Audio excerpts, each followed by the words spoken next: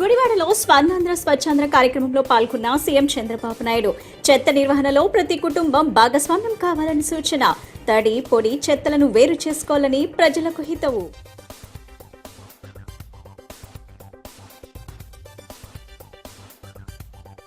గన్నవరం విమానాశ్రయం 77 కోట్ల రూపాయల వ్యయంతో నిర్మించిన నూతన ఏటీసీ భవనాన్ని ప్రారంభించిన కేంద్ర మంత్రి రామ్మోహన్ నాయుడు.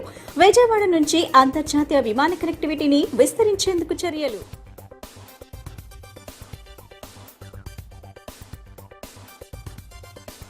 గుంటూరు కృష్ణబాబు కాలనీలో మహిళపై జరిగిన దాడి ఘటనపై రాష్ట్ర ప్రభుత్వం తీవ్రంగా స్పందించిన సీఎం చంద్రబాబు పార్టీ నుంచి సస్పెండ్ చేయడంతో పాటు అతనిపై కఠిన చర్యలు తీసుకోవాలని ఆదేశాలు.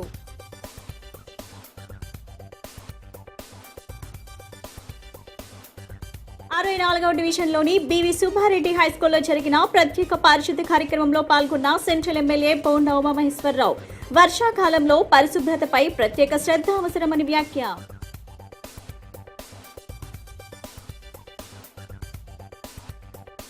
ప్రజాసేవనే జీవిత లక్ష్యంగా మలుచుకున్న మహనీయుడు మరుపిల్ల చిట్టి 2వ వర్ధంతి సభలో ఘన నివాళులర్పించిన మాజీ మంత్రి వెల్లంపల్లి శ్రీనివాస్.